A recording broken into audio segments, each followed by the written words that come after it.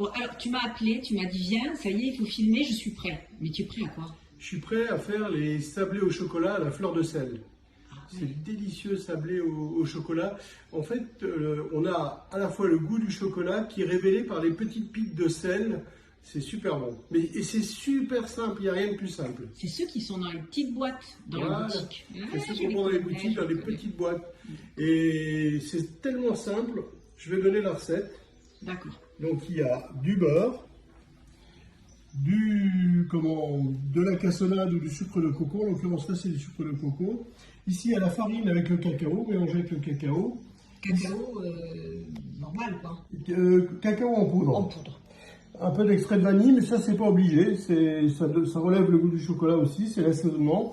Bicarbonate, fleur de sel et sucre semoule et beurre. Alors ça c'est le bicarbonate de soude. Oui, Ben, j'ai découvert que ça se vend au rayon du sel. au rayon du sel en supermarché.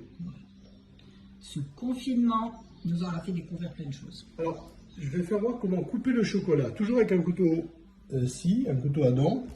Et on va le couper très fin. Parce que le chocolat, on va pas le faire fondre, on va le laisser comme ça. Donc, il va rester comme ça, comme des petits éclats de chocolat dans le sablé.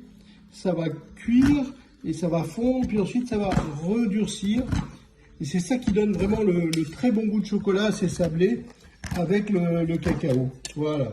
Chocolat 70%. Là, non, il a 68%. C'est un chocolat pur origine Madagascar. Qui a beaucoup de goût. Il est vraiment, en fait, il est vraiment amer, mais pas trop amer. Donc là, on a tous les ingrédients. On va commencer par le beurre.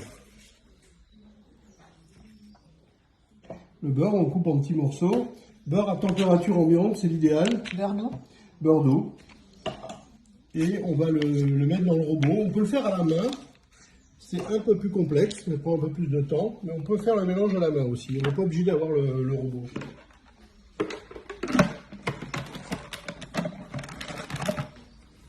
Là, on tamise ensemble la farine et le cacao. Alors pourquoi tamiser? C'est pour éviter les grumeaux et pour favoriser le mélange des deux. D'accord, tu as mélangé sucre, cacao et farine. Non, j'ai mélangé farine et cacao en poudre. D'accord. Vous voyez, donc comme ça permet d'enlever ces petits morceaux de cacao. Voilà. Alors maintenant, on va faire le mélange. Le mélange est très simple. On va ramollir le beurre. Ensuite, on va rajouter les sucres, le sel, la fleur de sel, le bicarbonate, la vanille, et puis la farine et le cacao, et en dernier le chocolat. Là, on va ajouter le bicarbonate, le sucre semoule,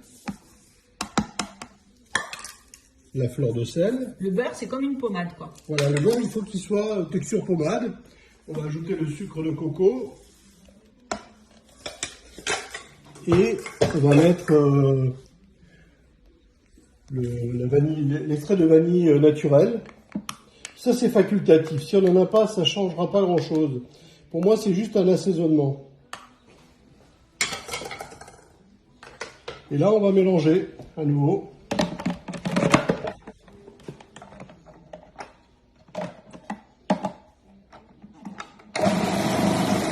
Jusqu'à l'obtention d'une pommade. Voilà, on corne juste autour, on gratte de manière à ce qu'il n'y ait pas de morceaux de beurre qui traînent. Là, je vais ajouter le mélange farine et cacao en poudre.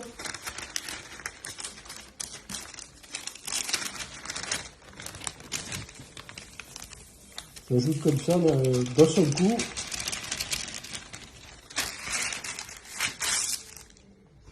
C'est quand même plus facile avec le robot. Hein. C'est plus facile avec le robot, mais on peut le faire sans. Donc, faut pas se stresser.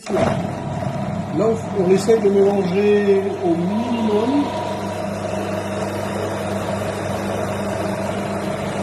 C'est doucement, tu veux dire. Oui. Mais on mélange pas trop longtemps.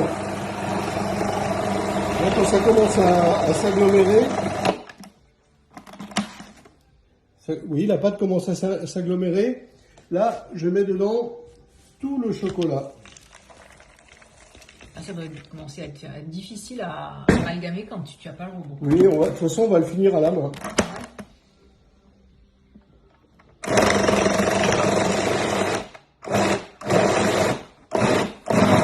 La pâte, elle est un peu grumeleuse. Oui, oui, c'est normal. Parce que comme on y ajoute du chocolat en morceaux dedans, c'est normal que ça fasse des grumeaux comme ça. On va mélanger encore un peu.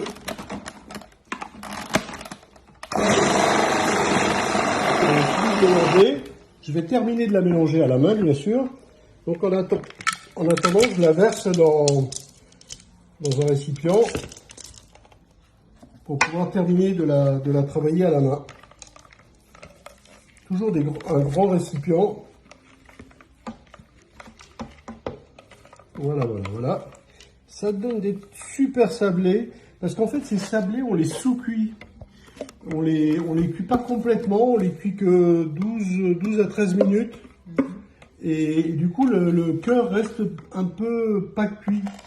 Un peu comme un cookie, mais c'est pas un cookie. Là, je finis le mélange à la main. De manière à ce que ce soit homogène. Que ce soit énergique. Oui, oui, oui. On le malaxe. En fait, c'est vraiment malaxé à la main. Donc, si on n'a pas de ce robot, là, ce mixeur, on peut très très bien faire la pâte à la main. C'est un tout petit peu plus fastidieux, mais ça marche très très bien. Ouais, il faut avoir des biscottos quand même. Voilà. Voilà, là, ma pâte, elle est bien agglomérée, on le voit. Ça fait une boule. Voilà, je vais la diviser en petits rouleaux pour pouvoir la façonner en rouleaux. Je vais diviser cette pâte en 4 parties. Et je vais en faire des rouleaux. Des rouleaux d'environ 4 cm de diamètre.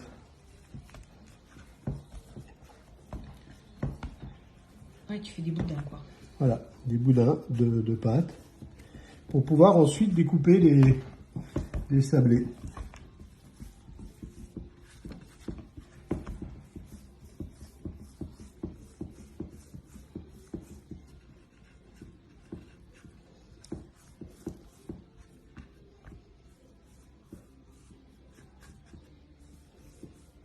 Ça, pour les enfants, ça doit être top parce que c'est comme de la pâte à modeler. C'est comme de la pâte à modeler, absolument.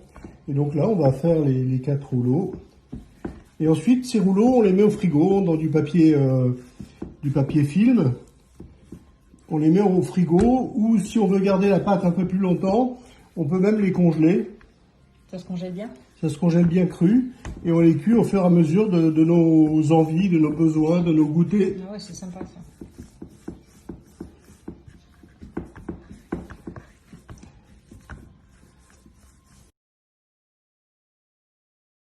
On va faire le détaillage, la découpe, des sablés chocolat à la fleur de sel et la cuisson. Et la cuisson, c'est vraiment l'étape importante parce que en cuisant à 170 pendant 10-12 minutes, le sablé n'est pas cuit à cœur. Et c'est cette particularité qu'on aime bien dans le sablé avec le côté chocolat et fleur de sel. Couper des sablés d'à peu près de 1,5 cm d'épaisseur. Assez épais donc. Assez épais. C'est dur à couper? Il faut un bon couteau, il faut un couteau un peu lourd.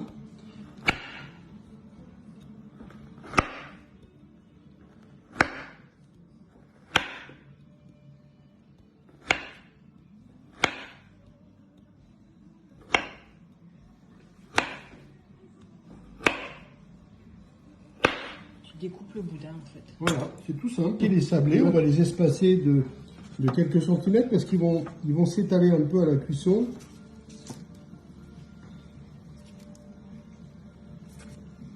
Donc papier sulfurisé.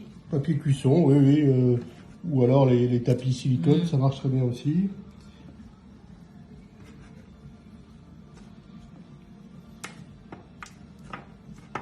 Et c'est super simple et c'est tellement bon. Alors ça sera le témoin. C'est le raté, lui, le pauvre. Et on va mettre au four aussitôt. Très bien. On te suit. 170.